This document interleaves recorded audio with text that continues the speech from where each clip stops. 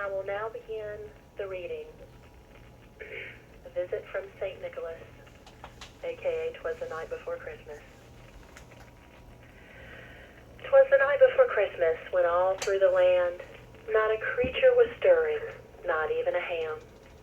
Shawm stockings were hung by the chimney with care, in hopes that KM4KUT soon would be there. The chicken wimps were nestled all snug in their beds, while visions of good ragchew danced in their heads. The Broadnax brothers, in Jammy's bacon frying snippety-snap, KJ4CVK had just settled down for a long winter's nap.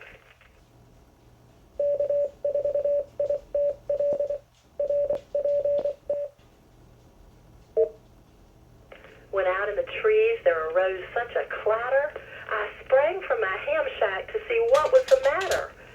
Away to my smoking jacket I flew like a flash, threw open the window, and checked my coax.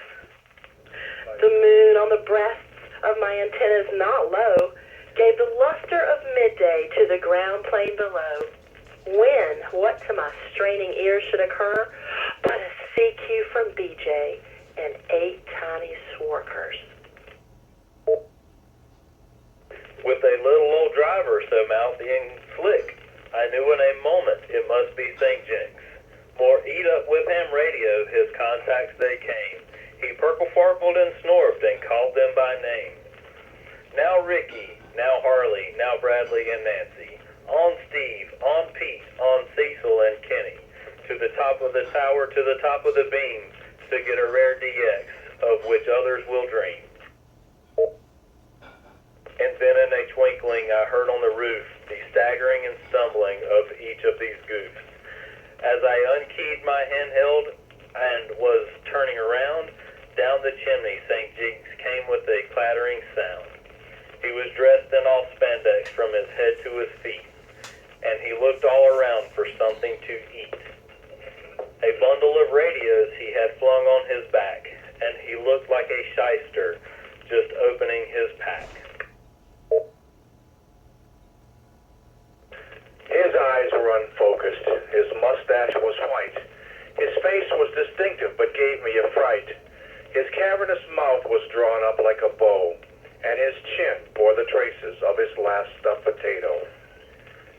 The remains of a pork chop he held tight in his teeth, and grease from it circled his face like a wreath.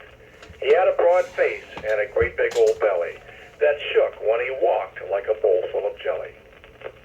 He spoke not a word, but went straight to his work. He consumed milk and cookies, then turned with a jerk, and placing his thumb atop of his nose, he wiggled his fingers, and up the chimney he rose.